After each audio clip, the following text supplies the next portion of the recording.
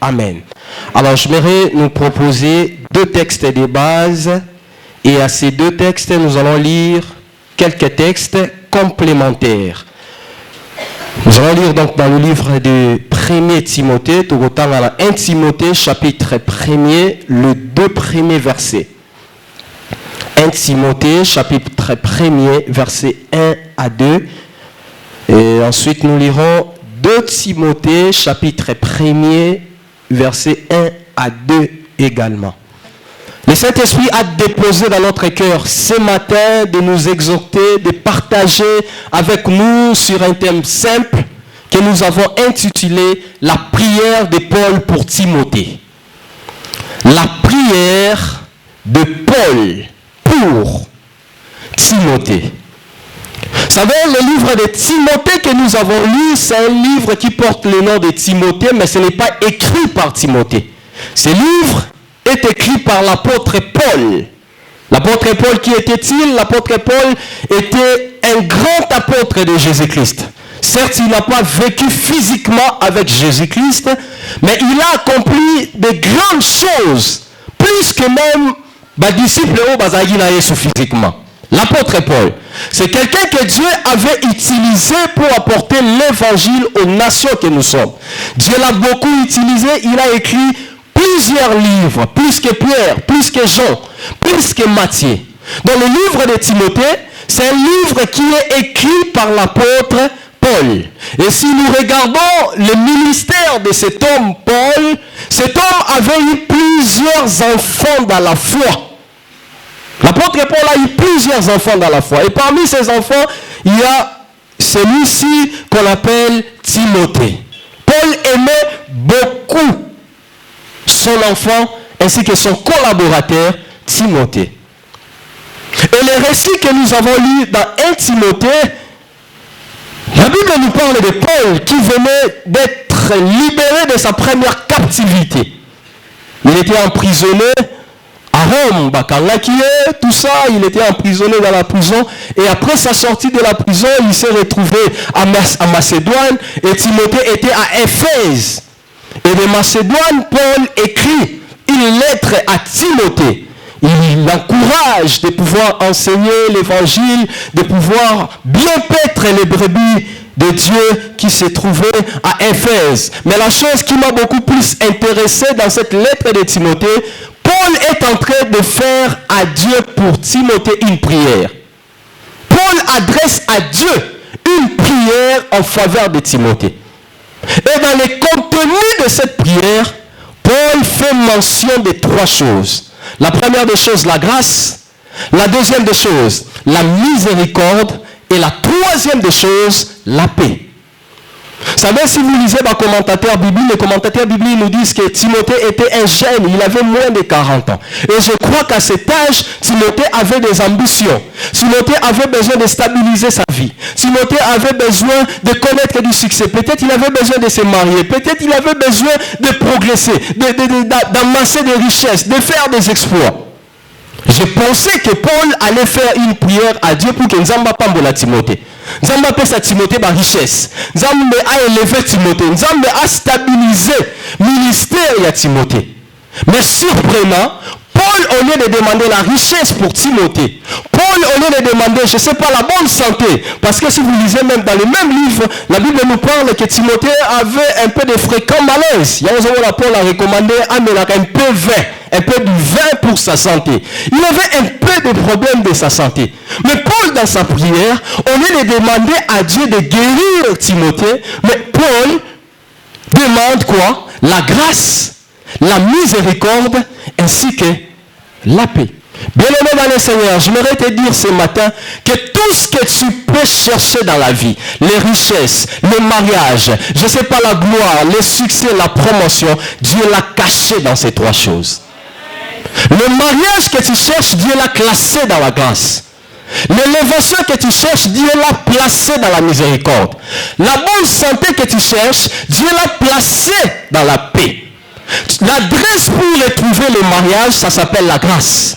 L'adresse pour retrouver la prospérité, ça s'appelle la miséricorde. L'adresse pour retrouver la bonne santé, ça s'appelle quoi? La paix. Parce que Paul sait Si Timothée, tu es bénéficiaire de la grâce, toutes ces choses vont suivre. Si tu es bénéficiaire de la miséricorde, toutes ces choses vont suivre. Si tu es bénéficiaire de la paix, toutes ces choses vont suivre. La chose à rechercher le plus dans la vie, c'est la grâce, la miséricorde ainsi que la paix. Et voilà dans 2 Timothée, vous savez si vous lisez même les commentateurs bibliques, 1 Timothée et 2 Timothée, il s'est passé 5 ans. Paul a envoyé la première lettre à Timothée après sa première sortie de la prison. Mais pour envoyer la deuxième lettre, il s'est passé 5 ans. Et je crois, après 5 ans, moi, à l'université, après 5 ans, quelqu'un peut se marier. Après 5 ans, les choses peuvent changer. Après 5 ans, les défis peuvent changer. Mais bizarrement, dans 2 Timothée, Paul, au lieu de changer sa prière, il répète encore le même contenu. Que la grâce, la miséricorde ainsi que la paix te soit donnée. Et je voudrais te dire ce matin, la grâce, la miséricorde ainsi que la paix sont valables pour les défis d'hier, d'aujourd'hui et de demain. Si c'est la grâce qui t'a donné le mariage hier, je déclare sur toi, la même grâce va te donner les enfants aujourd'hui. Si c'est la grâce qui t'a fait étudier hier, c'est la même grâce qui va te donner le travail. Ne change pas l'équipe qui gagne, on ne change pas l'équipe qui gagne. Je voudrais te dire, l'équipe qui gagne, c'est la grâce, la miséricorde et la... Paul ne change pas de prière. Timothée, la grâce t'a soutenu quand tu avais 35 ans. Aujourd'hui, tu as 40 ans. Les défis ont changé. Mais la grâce de Dieu, c'est une clé passe-partout. Oh, est-ce que je parle à quelqu'un? Je pensais que je parlais à quelqu'un. On dit grâce en Nzambe, miséricorde en Nzambe, pékimé en Nzambe, c'est une clé passe-partout. Est-ce qu'on peut évoluer? Voilà, parlons maintenant de la grâce. La grâce, la grâce, la grâce. Dans 2 Samuel chapitre 9, versets 1 à 7, c'est vraiment un meilleur récit de la Bible qui nous parle de la grâce. S'il y a un texte de la Bible qui nous parle de la grâce, c'est 2 Samuel chapitre 9. Vous savez, dans ce texte, on nous parle d'un homme du nom de Mephibosheth qui a bénéficié de la grâce de Dieu. Mephibosheth ainsi que David. David a été loin pour roi sur Israël. Mais dans la souveraineté de Dieu, David n'avait pas accédé, n'était pas devenu tout de suite roi sur toutes les tribus d'Israël. Il était d'abord devenu roi sur quelques tribus d'Israël. Et par la suite, il faisait la conquête pour conquérir d'autres villes d'Israël. Et un jour, alors qu'il faisait sa conquête, il voulait conquérir cette ville, Jébi. Et les Jébusiens se sont opposés à lui. Même les boiteux et les aveugles vont permettre que yo David au conquérir ville. Donc les boiteux ainsi que les aveugles s'étaient opposés à la conquête de David. Et David s'est mis en colère, il s'est fâché, il a légiféré, il a pris une décision. Désormais, dans ma maison, les boiteux ainsi que les aveugles ne pourront jamais accéder. Et c'était devenu comme une loi en Israël. Les boiteux ainsi que les aveugles ne pouvaient pas accéder dans la maison. Dans la maison du roi, tout comme dans les temples. Cela s'explique même dans l'histoire, il y a Acte 3, vous verrez, il y avait cet homme, ces paralytiques qu'on portait. La Bible dit on les plaçait devant la porte du temple pour demander l'aumône. Mais pourquoi ils n'accédaient pas? C'était à cause de cette loi. Cet homme qui était exproprié, il ne pouvait pas accéder à cause de la loi de David. Alors David a pris cette résolution. Et voilà, il s'est passé les années, Saoul est décédé, Jonathan est décédé, David est finalement devenu roi sur tout Israël. David est un homme reconnaissant, il a reconnu les bienfaits que Jonathan lui avait fait. Reste-t-il dans la famille de Saoul quelqu'un, un survivant? Je vais lui faire du bien. Babeni Tiba qui était un des serviteurs, il y a Saoul à l'époque. Mieux devant David, est-ce que tout le monde qu'on la famille à Saoul, est toujours vivant? Tiba a dit oui, il y a quelqu'un qui est vivant. Il s'appelle Mephibosheth. Mais dans le débat, qu'on n'a pas oncle Naé Maki. Dans le débat. Mais, quelqu'un peut dire mais. Il vit, il y a quelqu'un, il fait partie de la famille de Saoul, mais il n'a pas droit d'accéder dans ta maison. Pour Pourquoi? Parce qu'il est estropié. Toi, tu avais dit que les estropiés, les boiteux ainsi que les aveugles, ne peuvent pas accéder dans ta maison. Mephibosheth est là. Il est le fils de Saoul, il est le fils de Jonathan, mais seulement il n'est pas qualifié, il ne remplit pas les critères pour accéder dans ton palais. Mais parce que Dieu lui a fait grâce, cet homme a fini par manger avec David sur la table du royaume. Mais ce que j'aime, celui qui sont liés à la table, qu'est-ce qui se fait tant au fandi? Table zipaka, makolo. Je vais te dire, bien-aimé, la grâce couvre tes faiblesses. On a fait venir Mephibosheth, mais il est extropié. Ah! David a dit, c'est moi qui avais érigé, c'est moi qui avais mis la loi. Est-ce que les juristes sont lois? En vertu de l'acte contraire, c'est lui qui a créé une loi. Il a la capacité aussi de l'abolir. David a dit, oui, c'est moi qui avais pris cette décision. J'ai aussi la capacité de l'abolir. Ah, Mephibosheth, yaka. C'est ça la grâce. Il ne méritait pas, il ne remplissait pas les critères, mais à cause de la grâce, cet homme s'est retrouvé au palais du roi. Et quand je vois ce texte, la Bible nous parle de plusieurs choses que la grâce peut faire dans la vie de son bénéficiaire. Je cite seulement 3. La première des choses, c'est que la grâce travaille toujours pour le bien de son bénéficiaire sur base des mérites de quelqu'un d'autre. Mais Mephibosheth, pourquoi tu te retrouves dans la maison de David, du roi? Ce n'est pas à cause de toi, Mephibosheth, mais c'est à cause de Jonathan. Si cela ne dépendait que de toi, tu ne pouvais pas être dans la maison du roi. Parce que tu as des handicaps, tu as des faiblesses, tu es disqualifié. Mais à cause de Jonathan, toi, Mephibosheth, tu te retrouves dans les palais du roi. La grâce de Dieu travaille pour notre bien. David s'était écrit, est-ce qu'il existe quelqu'un dans la famille de Jonathan pour que je lui fasse du bien? Quand la grâce de Dieu vient sur toi, c'est pour te faire du bien. Et Dieu ne te fait pas du bien à cause de toi, mais Dieu te fait du bien à cause de quelqu'un d'autre. Si pour Mephibosheth c'était Jonathan, mais pour nous ce matin c'est à cause de Jésus. Je vais te dire ce matin, Dieu ne te fera pas du bien à cause de toi, mais Dieu te fera du bien à cause des mérites de Jésus. Oh, moi j'ai ma faiblesse. Oh, il y a pas parce que caractère n'est pas à cause de Yesu Masia. Oh, à cause de la tête pour Maël était. Oh, j'en sais à cause de Yesu Masia. La grâce travaille toujours pour les biens de son bénéficiaire, mais sur base des mérites de quelqu'un d'autre. Ce n'est pas Mephibosheth qui est allé vers David, mais la grâce l'a localisé. Je vais te dire, la grâce te localisera car à un niveau aux anango. Grâce qu'on localise au kaka na faiblesse aux anango. Grâce qu'on y a vers yo kaka na bassesse na yo. La grâce ne cherchera pas au comme à niveau élevé pour qu'il y a. Yango qu'on y a à tous dans le débat. À tous on la grâce qu'on y a vers yo. À tous amis qu'on y a vers yo. Na niveau aux anango grâce qu'on y a vers yo. Na maladie aux anango grâce qu'on y a vers yo. La grâce nous localise dans les lieux où nous nous trouvons et dans la situation où nous nous trouvons. Tu verras aussi Joseph. Joseph était dans la prison. C'est Pharaon qui a envoyé les gens Bagenogozoa. Joseph de la prison là où il était pour l'amener dans la cour royale. Tu verras aussi Christ. Christ n'a pas attendu non. Christ a quitté le ciel. Il est venu ici au monde pour nous sauver. Christ n'a pas attendu comme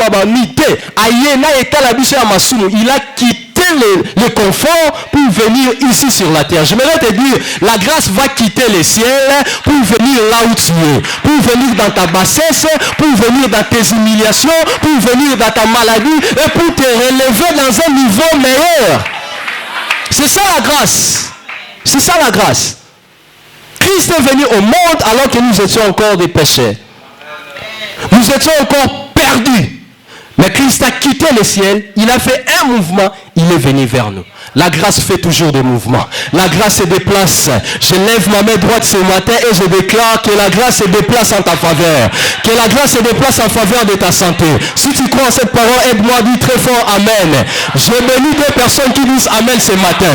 Je bénis 5 personnes qui disent bien ce matin. Nous sommes les lançons déclarés dans ton alléluia. Grâce à Dieu, maison localisée Finayo. Grâce à Dieu, maison localisée Makamonayo. Grâce à Dieu, maison localisée situation Nayo. La grâce nous localise à l'état où nous nous trouvons, sur l'endroit où nous nous trouvons, et pour nous amener dans une position supérieure. Et la troisième des choses, il permet de toucher aussi les autres textes, la grâce est aveugle. Est-ce que quelqu'un est avec moi? Ça va?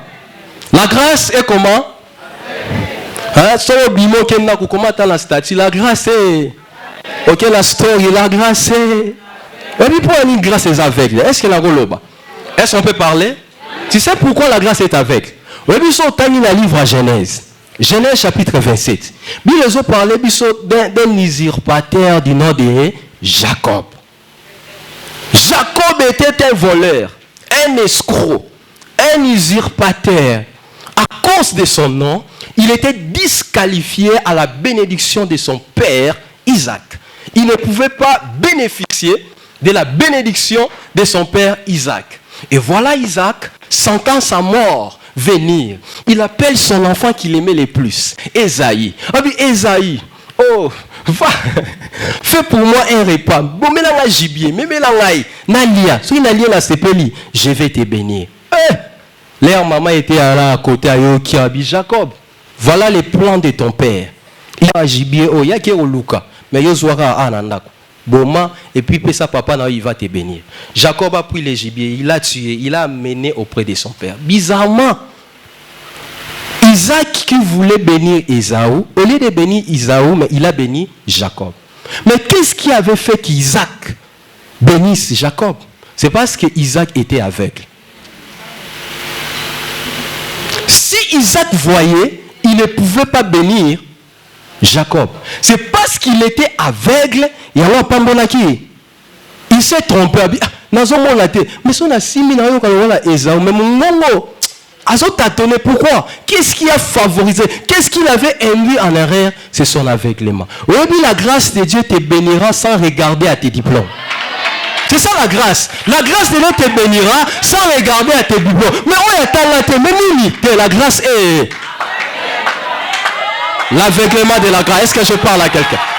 Oh my God. Je pensais que je parlais à quelqu'un. Je pensais que je parlais à quelqu'un. Oh. Pas seulement fire. Donc maintenant, maison compta. Est-ce qu'on peut avancer? Oh. Est-ce que quelqu'un peut m'encourager? Oh my God.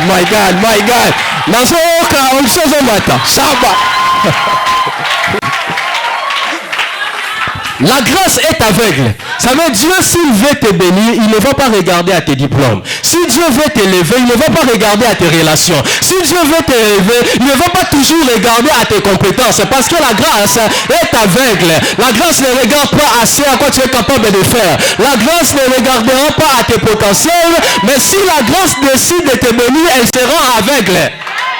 C'est ça la grâce. Amen. Isaac a béni Jacob parce qu'il était aveugle. C'est comme ça que Dieu fait. La grâce est aveugle. Comment cet homme qui vendait les micates, les bibodos, tout ça? Mais il y a des docteurs. La grâce est... jalousie, mais moi, j'aimerais te dire la grâce est aveugle. Je dis à quelqu'un la grâce est aveugle. Mais qui ne recommande pas moi. Et là on m'a évité que la grâce est. Que cette parole s'attache à ta vie au nom de Jésus. La grâce est aveugle. Je déclare l'aveuglement de la grâce dans ta vie. Je déclare l'aveuglement de la grâce dans ta famille. Je déclare l'aveuglement. Oh my God. Est-ce que je peux prêcher? Je sens l'envie de prêcher. Est-ce que je peux prêcher? Est-ce que je peux monter? Est-ce qu'il y a des gens que Dieu a fait grâce ce matin? Que l'aveuglement de la grâce agisse dans ta vie. Que l'aveuglement de la grâce agisse dans tes finances. Même ce que j'ai fait ici, c'est la grâce. Hein? La grâce est aveugle. Mais Yannick Lelo, mais qu'est-ce qu'ils ont la grâce? La grâce est à... Écoute, ils ont l'aveuglement de la... C'est pourquoi Paul avait dit à Timothée, il a dit que la grâce soit ton partage. Parce que si la grâce est sur toi, la grâce rend les choses aveugles. Dieu va te faire du bien sans regarder à tes potentiels. Dieu va t'élever sans regarder à tes relations. Dieu va t'élever sans regarder même à tes diplômes. Si Dieu te donne la possibilité d'étudier, il faut bien étudier. Mais si Dieu ne t'a pas donné la possibilité d'étudier, avec étude ou pas, la grâce peut changer ta vie. Ne limite pas ta vie, oh, bah, diplôme, oh, nous. Non. Accroche-toi sur la grâce. Parce que la grâce est avec. Est-ce que je parle à quelqu'un? La deuxième chose, la miséricorde. On ne saura pas tout dire sur la grâce, il y a beaucoup de choses à dire.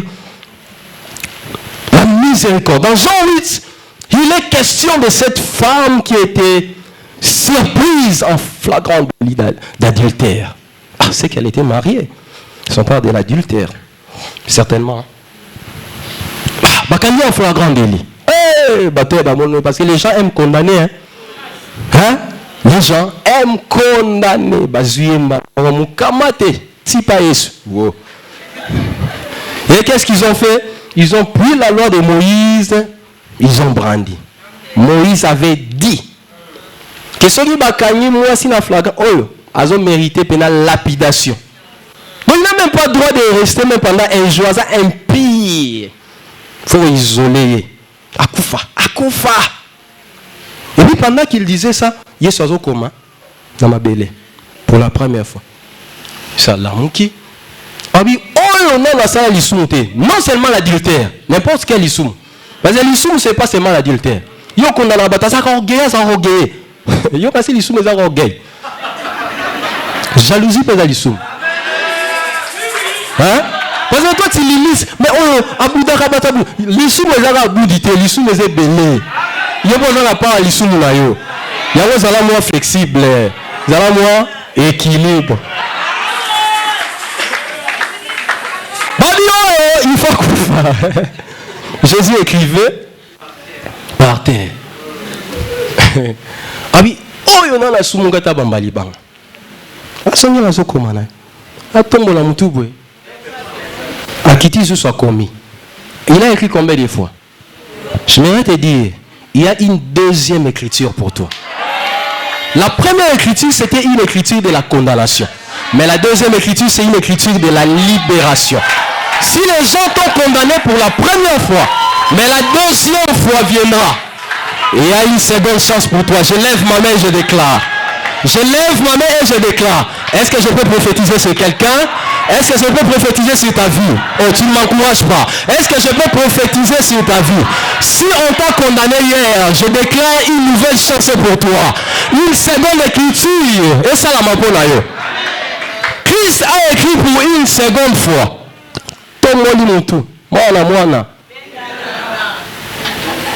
Parce que la personne qui était censée la condamner, c'était Christ.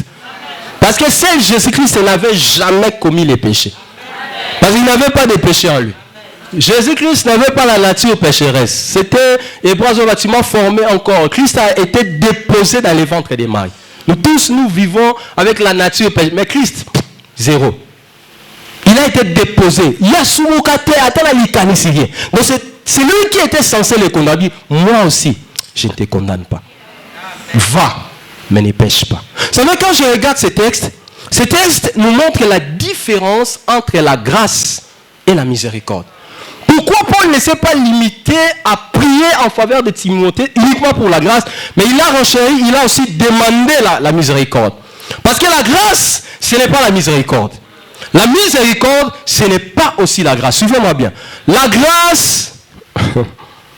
Oh my God. Vous savez, la grâce nous donne les bonnes choses que nous ne méritons pas.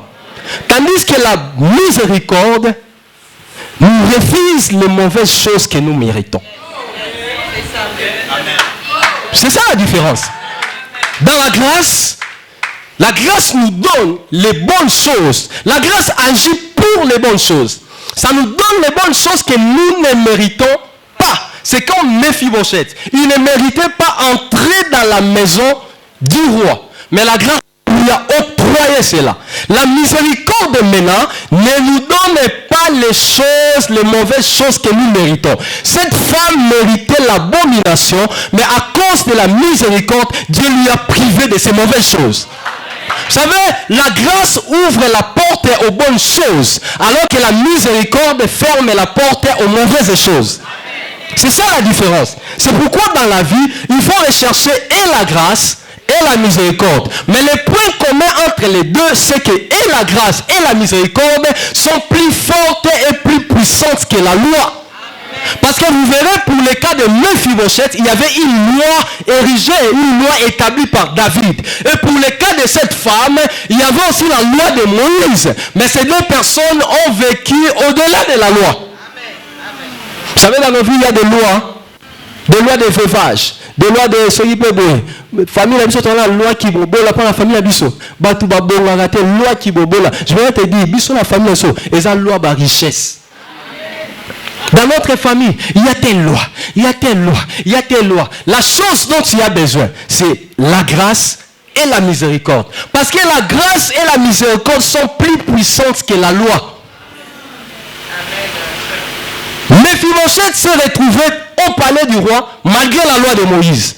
Cette femme n'était pas lapidée, soit Mephibosheth n'était pas lapidé malgré la loi de David. Et cette femme n'était pas lapidée malgré la loi de Moïse.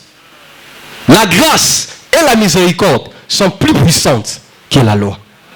C'est pourquoi vous verrez même dans Jean chapitre 5, ce paralytique de 38 ans à Bethesda.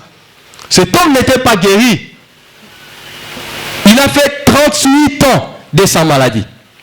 Et dans cet endroit, il y avait comme une loi. Pour être sauvé, pour être guéri de sa maladie, il faut se plonger dans l'eau les premiers lorsque l'eau est agitée. Il y avait une loi. Il y avait un principe imposé. Tu ne peux pas être guéri sans respecter cette loi. Mais quand la personnification de la grâce qui est Christ est venue, et parce que ce paralytique s'est retrouvé dans cette piscine qu'on appelle Bethesda, qui veut dire la maison de miséricorde, cet homme a été guéri sans passer par la loi. Il a été guéri, mais sans plonger par l'eau. Qu'est-ce qui avait fait que cet homme soit guéri? La présence de Christ qui est la grâce, et puis Bethesda qui est la maison des miséricordes. C'est pourquoi Paul dit à Timothée, cherche, je prie Dieu pour toi, que Dieu t'accorde et la grâce et la miséricorde. Si tu as la grâce, tu as aussi la paix, les lois établies n'auront aucun pouvoir sur toi. Parce que la grâce de Dieu avale la loi établie. Parce que la grâce en soi, c'est Jésus. Est-ce qu'il y a une loi qui peut vaincre Christ?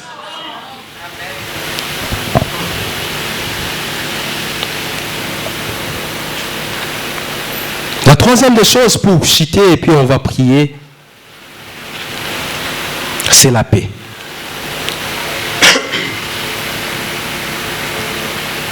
La paix dans la tempête. Oui, cette histoire, nous la connaissons. Vous n'avez besoin de relater encore. Directement, je voudrais dire au moins 3 choses qui me passent à l'esprit. Dans Marc 4, où Christ était avec ses disciples dans la barque, en train d'aller quelque part, et la tempête s'est levée. La première des choses que je me dire, c'est que à chaque fois que Dieu voudra te faire passer d'un niveau à un autre, la tempête s'élèvera toujours. La tempête ne s'était pas levée avant que Christ ait besoin de décision de passer à l'autre bord. C'est seulement quand ils ont pris la décision, ils ont engagé la traversée, que la tempête s'est levée.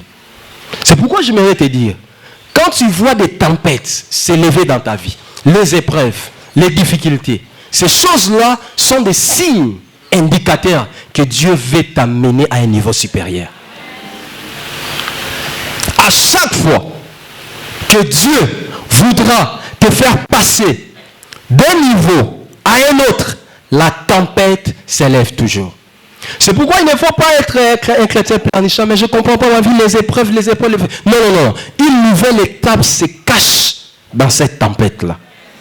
Oui, c'est même dans un roi, on parle de ce grand prophète Élisée, qui avait besoin de la double portion, le manteau d'Élie. Il avait compris qu'Élie devrait être enlevé. Ah bien, Élie, j'ai besoin d'avoir une double portion de toi, de ton onction. Il a dit, tu as demandé une chose difficile, mais pourquoi il faut mon là où je serai enlevé. Et c'était dans quelles conditions Élie était élevé? C'était dans un tourbillon, dans une tempête. C'est-à-dire les manteaux qu'Élisée cherchait étaient cachés dans les tourbillons. J'aimerais te dire ce matin, la gloire que tu cherches, l'élévation que tu cherches est cachée dans les épreuves dans les épreuves par lesquelles tu es en train de passer. Christ ainsi que ses disciples devraient aller de l'autre bord. Mais pour y arriver, les tempêtes se sont levées. À chaque fois que tu vois les tempêtes s'élever dans ta vie, les complications, les difficultés, n'abandonne pas. Parce que juste après cette tempête, tu dois arriver à l'autre bord. Mais ce qui m'étonne dans ce texte, pendant que la tempête s'était élevée, Jésus-Christ dormait. Les autres disciples étaient agités, palpites, agités. Mais le soleil a agité, Christ dormait. C'était la foi, oui. Mais moi je pense, il y a une chose qui avait fait que Christ ne soit pas agité. La deuxième des choses, Christ avait conscience du plan de Dieu pour lui. Hein? Christ savait le plan de Dieu pour lui. Il savait que le plan de Dieu pour moi n'est pas que je meure par naufrage. Mais le Père avait décidé ma mort par la croix. Donc à ta tempête s'est levée, il n'y a rien qui va se passer. Parce que le plan de Dieu pour moi, ce n'est pas la mort par naufrage, mais c'est la mort par la croix. C'est pourquoi Christ était calme. Vous savez, il y a beaucoup de chrétiens qui s'agitent dans la vie. Pourquoi? Parce que nous ne sommes pas conscients du plan de Dieu pour notre vie. Si tu es conscient ou consciente du plan de Dieu pour ta vie, tu ne seras pas agité. Parce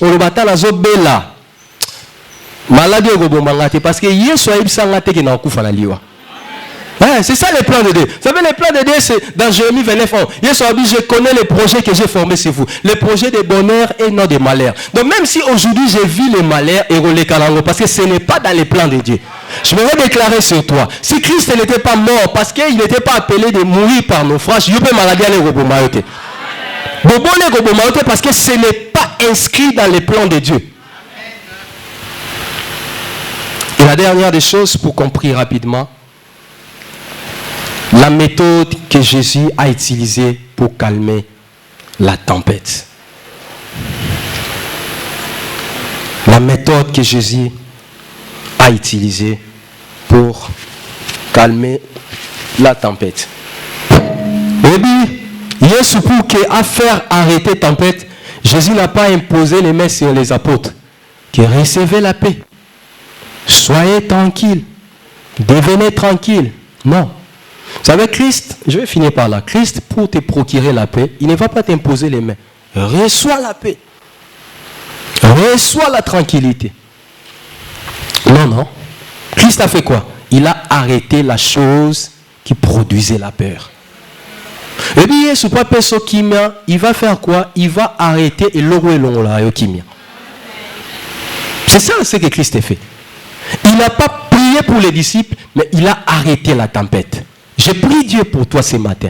Nzamba a arrêté et il y a des gens qui ne sont pas en paix avec leurs finances. Il y a des gens qui ne sont pas en paix dans leur foyer. Il y a des gens qui ne sont pas en paix avec leur santé. Tout le temps, malade. Mais en ce dimanche, Dieu va arrêter cette maladie et tu seras en paix. C'est ça la méthode que Christ a utilisée. Il n'a pas prié pour les disciples, mais il a calmé la tempête. Et je prie Dieu ce matin que Dieu arrête toutes choses qui t'enlèvent la paix. Vous savez, pendant que j'ai préparé cette exhortation, permettez-moi, si vous voulez, avant que tu priez, pendant que j'ai préparé cette exhortation, l'Esprit de Dieu m'avait plus ramené dans ce livre à Jean 5. Livre de Jean 5 que j'ai invoqué tantôt. Cet homme qui a fait 38 ans dans sa paralysie. Il a fait des efforts, mais sans résultat. Il fallait qu'un seul jour, un seul instant pour qu'il soit guéri. Et Dieu m'a dit ceci. Ici, il y a des gens, tu as fait des efforts pour ton problème. Je ne sais pas si tu as gêné. Tu as fait des offrandes. Tu as fait. Mais Dieu ce matin a décidé de te faire grâce. Donc, c'est ce que Dieu veut faire clairement pour toi. C'est ce que Dieu veut faire clairement pour ta vie. Amen. C'est-à-dire, Dieu veut arrêter cette tempête-là qui produit, qui enlève la paix dans ta vie, qui enlève la paix dans ta famille. Est-ce que quelqu'un est avec moi? Est-ce qu'on peut se tenir debout? Tu te lèves et tu acclames les Seigneurs. Que Dieu nous bénisse. Nous voulons passer un moment dans la prière. Alléluia. Jésus. Dieu veut enlever cette chose-là qui t'enlève la paix. Alléluia. Pendant que tu te lèves, j'aimerais que tu commences à parler à Dieu. Commence à parler à Dieu. Commence à parler à Dieu. Commence à parler à Dieu. Commence à parler à Dieu. Alléluia. Commence à parler à Dieu. Tout ce qui monte dans ton cœur, dans ta bouche, commence à lui dire, commence à lui dire, commence à lui parler.